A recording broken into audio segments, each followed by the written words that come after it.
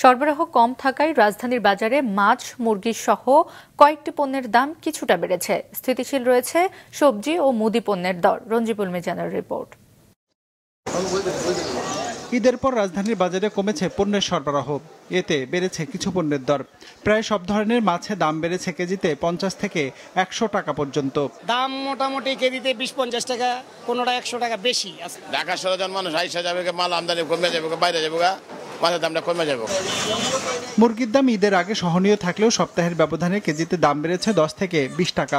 Broiler বিক্রি হচ্ছে 160 টাকায়, আর সোনালির কেজি উঠেছে 270 থেকে 280-তে। এখনো আসতেছে, কম আসতেছে পরিমাণে আর কি। 10 টাকা 20 টাকা একটু আপ ডাউন হয় আর কি।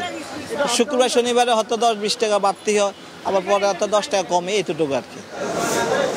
স্থিতিশীল রয়েছে আলু পেঁয়াজের দর।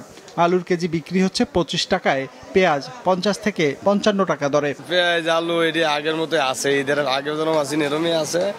আলু 20 টাকা ঠিকই আছে, রসুনও সেম দাম। সবজির দামে 2-5 টাকা দিক সেদিক হেরফের হয়েছে আর কি, আর তেমন একটা পরিবর্তন।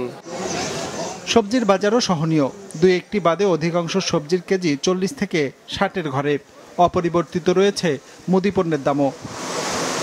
রঞ্জিবুল মিজান, মাছরাঙা সংবাদ, ঢাকা।